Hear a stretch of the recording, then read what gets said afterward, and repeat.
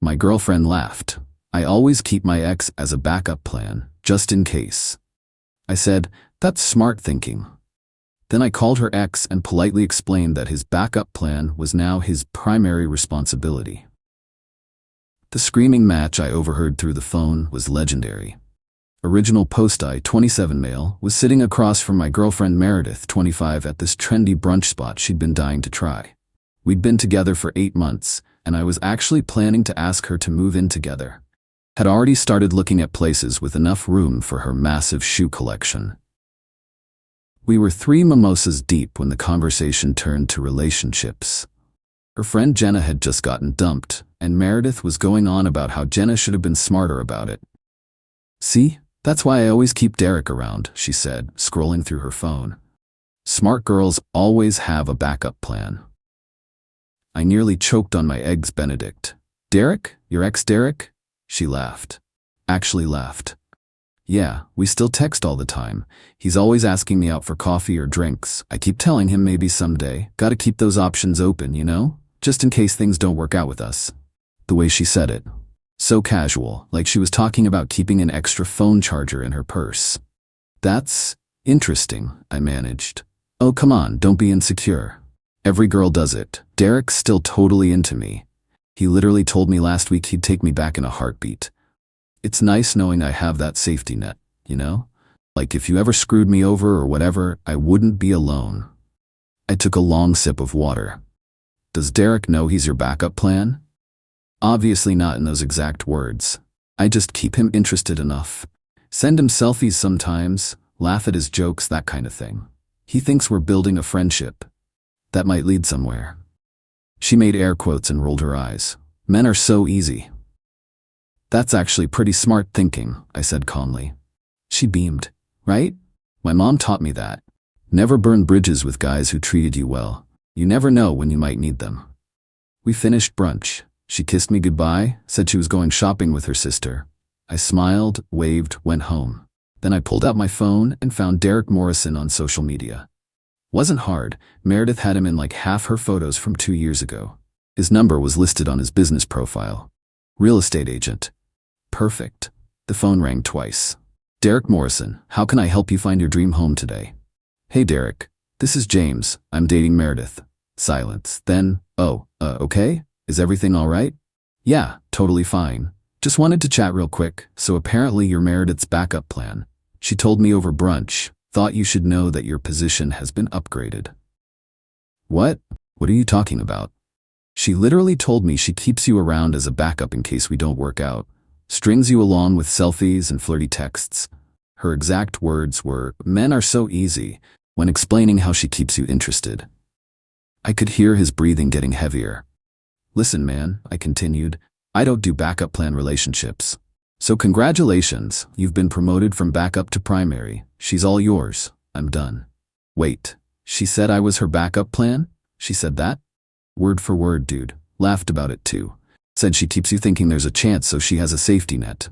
Pretty clever, actually. The silence stretched out. Then I heard it. A sort of strangled, angry sound. That absolute I've been waiting for 2 years. She said she needed time to heal, to find herself. I turned down dates, because I thought we were working towards something.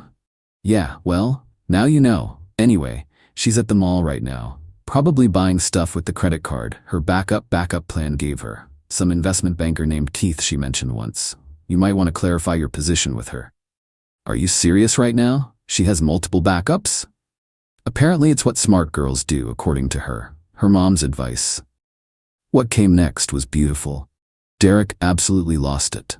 Not at me, at the situation. The man went on a full 10-minute rant about waiting, about the friendly coffee dates where she'd touch his arm and say, maybe when the time is right, about the nights he stayed home because she might call. I'm such an idiot, he finally said. Nah man, you were just decent. That's not stupid, just unfortunate. But hey, now you know. Do with that information whatever you want. What are you gonna do? Already did it. She's single now, she just doesn't know it yet. Hung up, packed everything of Meredith's from my apartment into 2 boxes. Her toothbrush, her backup makeup, the hoodie she claimed, the spare phone charger she left, everything. Then I waited. Update 1. The fallout started exactly 73 minutes after my call with Derek. My phone exploded with texts from Meredith. What did you do? Derek just called me screaming. He says you told him I was using him? This is insane. Call me right now. James, this isn't funny. Why aren't you answering? Are you seriously ignoring me? You had no right to contact him. Then the calls started. 15 in a row. I let them all go to voicemail. Finally picked up on attempt 16 because I was genuinely concerned she might drive over. What the hell is wrong with you? She started screaming before I even said hello. Hey Meredith, what's up? Don't you what's up me. Derek just called me and went absolutely ballistic. He called me a manipulative witch, said he's blocking me on everything. He told me what you said. Okay? Okay?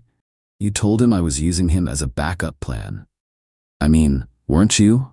That's literally what you said at brunch. I just passed along the information. Thought he had a right to know where he stood. That was private. Between us. Was it though? Because you seemed pretty proud of it. Besides, I figured since you're so smart about keeping backup plans, you'd appreciate me streamlining the process. Now you can activate your primary backup without waiting. That's not. I don't want Derek. I want you. That's weird, because 3 hours ago I was just your current plan with Derek as insurance. What happens when you find a better primary? Do I become the new Derek? You're being ridiculous. Every girl does this. Cool, then every girl can deal with the consequences when their boyfriend has some self-respect. You're seriously breaking up with me over this? Oh, I already broke up with you. The moment you laughed about keeping some poor dude on a string for 2 years, your stuff is packed, you can pick it up whenever. James, please, I didn't mean it like that. How did you mean it then? Because you were pretty clear. You literally said men are so easy while explaining how you manipulate your ex. She started crying. Not the gentle tears either, full ugly crying. I can't believe you're doing this. Over something so small. Small? Meredith, you've been emotionally manipulating someone for 2 years as an insurance policy. That's sociopathic.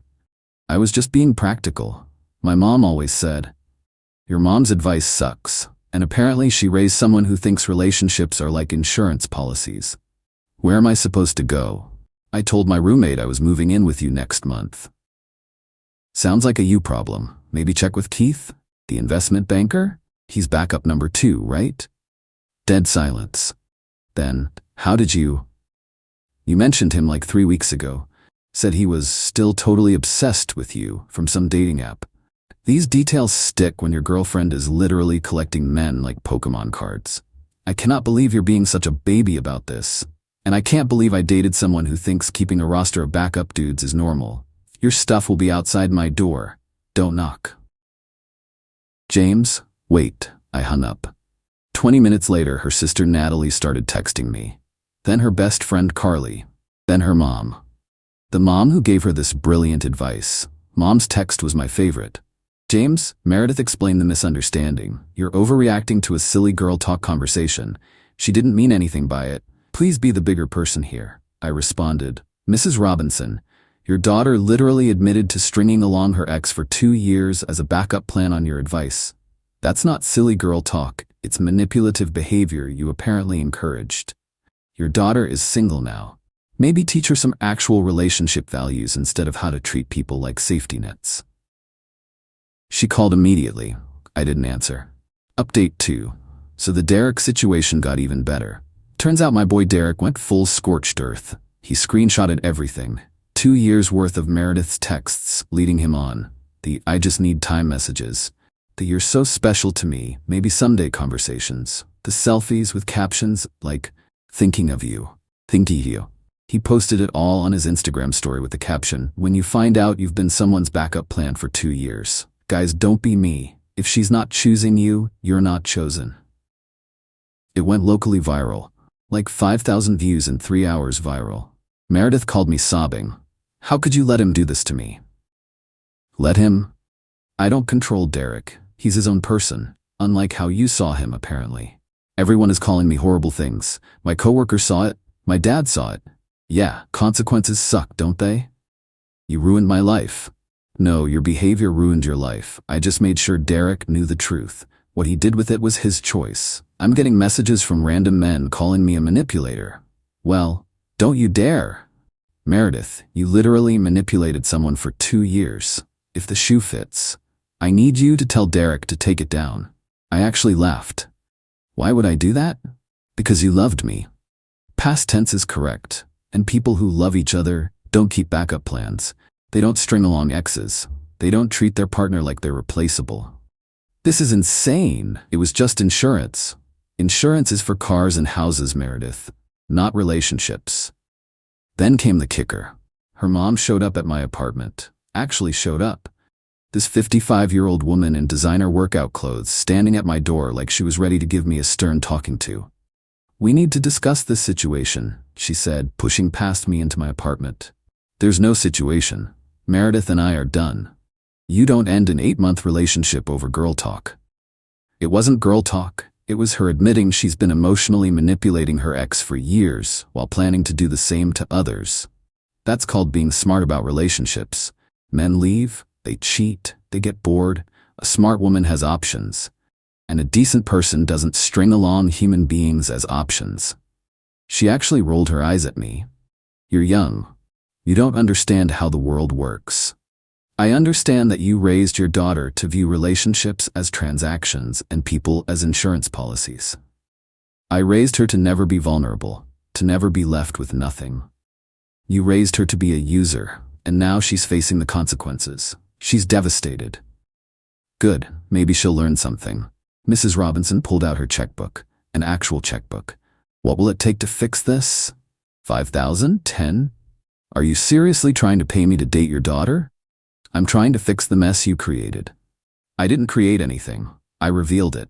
There's a difference, and you can't buy someone's self-respect. She stood up, furious. You're making a mistake. Meredith is a catch. Meredith is a manipulator who learned from the best, apparently. Your check won't change that. She stormed out, but not before saying, you'll regret this when you're alone. I'd rather be alone than be someone's placeholder while they keep their options open. Later that night, I got a text from a number I didn't recognize. It was Keith. The investment banker backup plan number 2. Hey man, Derek told me what happened. Similar story here. She's been leading me on for months. Thanks for exposing this. Saved me more wasted time. Turns out Derek and Keith connected after the Instagram explosion and compared notes. Meredith had been working the same game with Keith. Sporadic texts, occasional coffee dates, just enough attention to keep him hoping. Keith added me to a group chat. It was him, Derek, and 2 other guys, Ryan and Anthony, all Meredith's backup plans. She'd been juggling 4 dudes as insurance policies while we dated. She told me I was special, said we had unfinished business, kept saying the timing wasn't right yet. Anthony, my dumbass, actually waited for her. The funniest part? They weren't even mad at each other or me, just at the situation. Derek suggested they all get drinks to celebrate their freedom from backup plan purgatory. I declined the invite, but wished them well. Update 3. Final. It's been 3 weeks since Brunchgate, and the entitlement escalation has been something else. First, Meredith tried the suicide threat route. Sent me a photo of pills with "This is your fault" as the caption. I immediately called 911 for a welfare check and forwarded the image to her parents and sister. Cops showed up, found her totally fine, just trying to manipulate me. She got a talking to about wasting emergency resources. Her dad finally seemed to realize his daughter had issues and apologized to me via text. Then came the pregnancy scare. She texted claiming she was late and might be pregnant. I responded with, "Interesting, considering we haven't slept together in 6 weeks and you had your period 3 weeks ago. Also, I got a vasectomy 2 years ago, which you know. Try again." She actually responded, "I forgot about that." The desperation was real. But here's where it gets properly unhinged. Meredith decided if she couldn't have me, she'd destroy my reputation. She made a TikTok, a whole-ass TikTok about me being emotionally abusive for isolating her from her support network, aka Derek and the backup squad. It got 50,000 views before Derek commented with all the screenshots. The comment section turned into a bloodbath. Her own video became evidence against her. Someone found Keith's LinkedIn and he confirmed the story. Ryan posted his text threads. Anthony wrote a whole paragraph about waiting 2 years for her to be ready for something real. She dirty deleted everything, but the internet is forever. Someone screen recorded it and reposted it with the title, "When Your Manipulation Backfires, a Masterclass in Consequences." Last week, she said one final email. Not a text, a whole formal email like this was a business negotiation. "James, I've had time to reflect on our relationship and the recent events. I'm willing to forgive you for violating my privacy and sabotaging my friendships with Derek, Keith, Ryan, and Anthony. I believe we can move past this with the following conditions. 1. You publicly apologize for contacting my friends without permission. 2. You compensate me for the emotional distress. $10,000 seems fair. 3. We attend couples counseling, which you'll pay for. 4. You delete all evidence of our private conversations. 5. We start fresh with the understanding that my past relationships are not your concern. I think these terms are more than fair considering the damage you've caused to my reputation and mental health. I'm willing to give us another chance despite everything. Please respond within 48 hours, or I'll assume you're not interested in being mature about this. Love, always, Meredith." The audacity was so stunning I actually laughed out loud. I forwarded it to the backup squad group chat. Yes, we're all still in touch, they're actually cool dudes, with, "Y'all see this shit?" Derek responded, "The delusion. Love always? 10K for emotional distress." Anthony, "She really said she'll forgive you." I crafted my response. "Meredith, no. To clarify, no to all of it. No to your conditions. No to your forgiveness that I didn't ask for. No to your relationship that no longer exists. You spent 2 years manipulating 4 different men as backup plans. You admitted to this like it was clever. You learned this behavior from your mother and saw nothing wrong with it until it had consequences. Your reputation wasn't damaged by me, it was revealed by your own actions.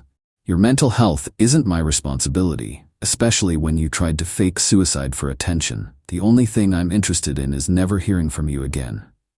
P.S. The backup squad says hi. We have a bowling league now. Derek's actually pretty good. James." Radio silence since then. Complete silence. Her sister Natalie reached out yesterday to apologize, said she had no idea about the backup plan thing and was disgusted when she found out. Apparently Meredith is now living back with their parents, working at her mom's real estate office, and complaining to anyone who'll listen that she's the victim in all this. The backup squad actually did start a bowling league. We meet Thursday nights. Derek's dating someone new, a girl from his gym who apparently loved his Instagram story about not being anyone's second choice. Keith met someone on Hinge who jokes about being his primary and only plan. Ryan and Anthony are just enjoying being single without false hope hanging over them. As for me, I'm good. Better than good, actually. Found out through a mutual friend that Meredith tried to slide into 3 of my coworkers' DMs since our breakup. All 3 screenshot and roasted her in our group chat. One responded, "I don't do backup plans or main plans with people who need multiple insurance policies." My favorite part of this whole thing? Her mom apparently tried the same manipulation tactics with her dad back in the day. He found out after 20 years of marriage when he discovered she'd been texting her college boyfriend for decades. They're now in marriage counseling, and he made her delete every male contact who wasn't family or work-related. Meredith learned this toxic behavior from her mom and thought it was normal. Now both of them are facing consequences for treating people like disposable safety nets. The moral of the story? When someone tells you who they are, believe them. When they laugh about manipulating others, run. And when they keep backup plans instead of being all in on your relationship, promote those backups and demote yourself to stranger. Also, Derek really is good at bowling. Dude got a turkey last week. The backup squad is thinking about getting team shirts. Current front runner is no longer your plan B with bowling pins on the back. Life's good when you're nobody's backup plan.